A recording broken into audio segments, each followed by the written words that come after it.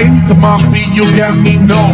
Anytime I see you, let me know. But the plan and see, just let me go. I'm on my knees when I'm begging, cause I don't wanna lose you. Sekarang kita masuk di pengertian data. Data adalah ukuran dari variabel. Data diperoleh dengan mengukur nilai satu atau lebih variabel dalam sampel atau populasi. Data dapat diklarifikasikan menurut jenis, menurut dimensi waktu, dan menurut sumbernya. Penyajian data biasanya dibagi menjadi dua jenis, yaitu penyajian data dalam bentuk tabel maupun penyajian data statistik dalam bentuk grafik. Lalu, penyajian data dalam bentuk tabel dibagi menjadi dua jenis, tabel baris kolom dan tabel kontingensi. Nah, tabel baris kolom dibagi pula menjadi tiga, tabel satu arah, tabel dua arah, dan tabel tiga arah. Berikut merupakan contoh-contoh dari tabel baris kolom dan tabel kontingensi. Ini merupakan contoh dari tabel satu arah. Mengapa disebut tabel satu arah? Karena hanya memiliki satu karakteristik saja, yaitu nama barang. Selanjutnya, ini merupakan contoh dari tabel dua arah karena berisi dua karakteristik yang berbeda, yaitu jurusan dan semester. Lalu, ini merupakan contoh dari tabel tiga arah karena memiliki tiga karakteristik yang berbeda, yaitu golongan, umur, dan pendidikan. Dan ini contoh dari tabel kontingensi. Tabel kontingensi merupakan tabel baris kolom yang memiliki karakteristik sendiri, yaitu penyajian data dengan dua faktor atau dua variabel. Setiap variabelnya terdiri dari beberapa kategori, bisa dalam bentuk baris, kolom, dan total. Nah, selanjutnya penyajian data dalam bentuk grafik.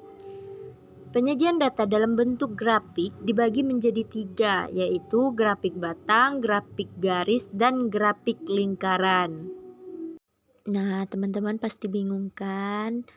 Bagaimana bentuk dari grafik batang, grafik garis, dan grafik lingkaran itu?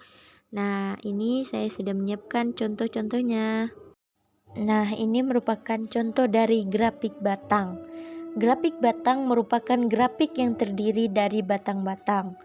Grafik batang dapat digambarkan secara vertikal maupun horizontal. Grafik batang terdiri dari dua bagian, yaitu grafik batang tunggal dan grafik batang ganda. Nah, ini merupakan contoh dari grafik batang tunggal. Nah, ini contoh dari grafik garis. Grafik garis adalah grafik yang posisi titik-titiknya dihubungkan dengan garis-garis saja. Grafik garis dibuat dengan dua sumbu X yang menunjukkan bilangan bersifat tetap, seperti tahun, ukuran, dan lainnya. Sementara pada sumbu Y, ditempatkan bilangan yang sifatnya dapat berubah-ubah, seperti jumlah, harga, dan lainnya. Biasanya grafik garis digunakan untuk melihat perkembangan suatu data dari waktu ke waktu. Nah, ini contoh grafik garis yang menggambarkan nilai ulangan matematika siswa. Nah, dari yang mendapatkan nilai 4 sampai nilai 10, itu digambarkan dengan grafik garis. Nah, itu berapa banyak siswa yang mendapatkan nilai 4 sampai 10 dihubungkan dengan grafik garis. Dari titik ke titik lainnya dihubungkan dengan garis. Nah, itu disebut dengan grafik garis. Ini contoh dari grafik lingkaran. Grafik lingkaran merupakan sebuah grafik yang berbentuk lingkaran yang dibagi-bagi menjadi beberapa irisan. Umumnya digunakan untuk menyajikan data dalam bentuk persentase. Untuk membuat grafik lingkaran, gambarkan sebuah lingkaran, kemudian bagi menjadi beberapa sektor. Tiap sektor berisi kategori data yang terlebih dahulu diubah ke dalam format derajat. Dianjurkan titik pembagian mulai dari titik tertinggi lingkaran. Dari contoh ini berapa banyak siswa yang menyukai olahraga, yaitu sepak bola, renang, basket, dan bulu tangkis. Dibagi menjadi 4 irisan. Dapatlah renang yang menyukai renang 20%, basket 25%, bulu tangkis 20%, lalu selebihnya menyukai sepak bola.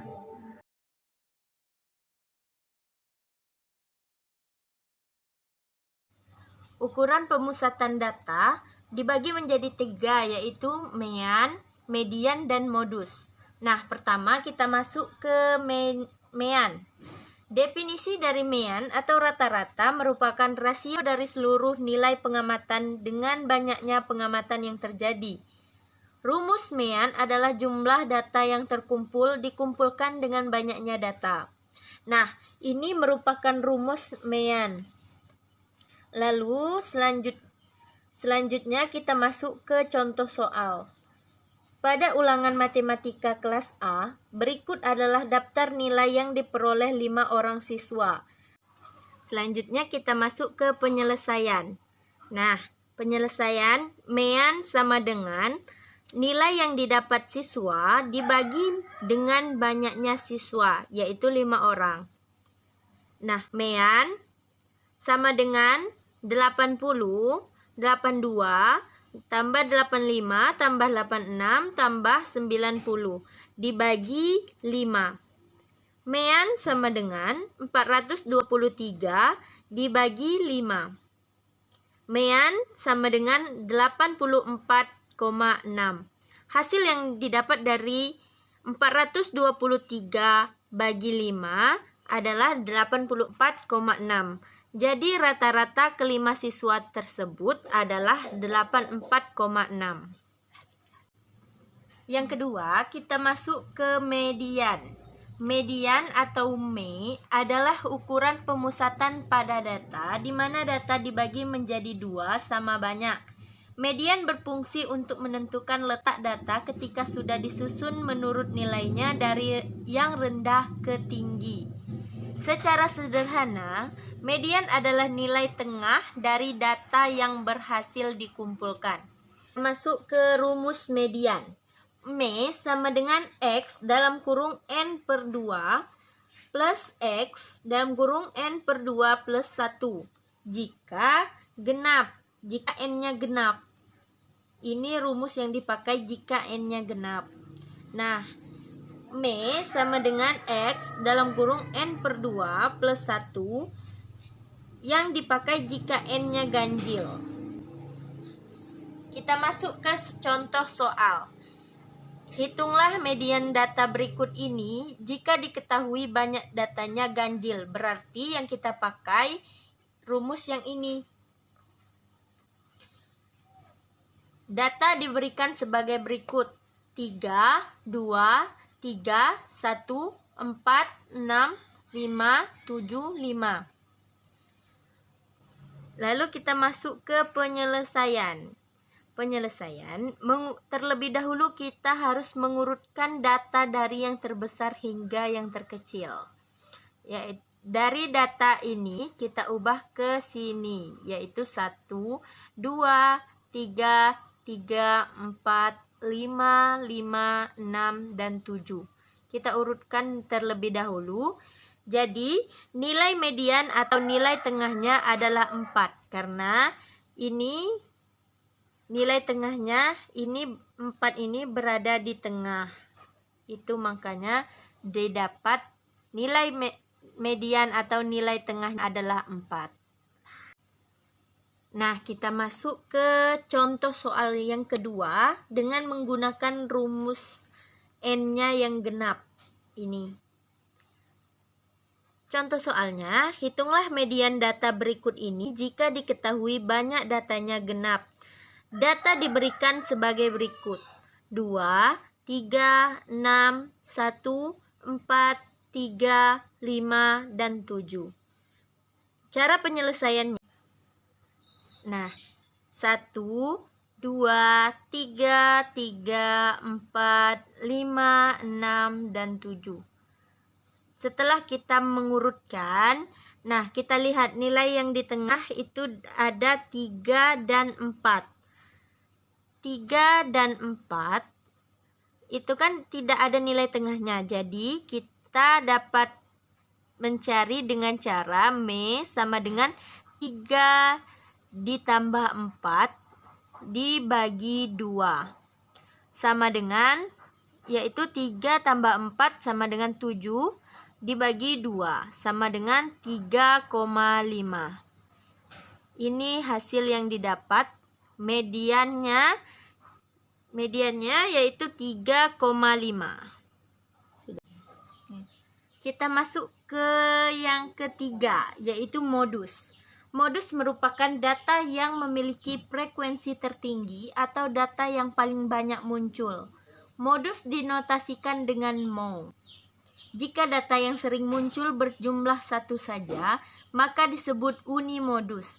Jika dua data yang memiliki frekuensi terbanyak disebut dengan bimodus, dan seterusnya. Lalu kita masuk ke contoh soal.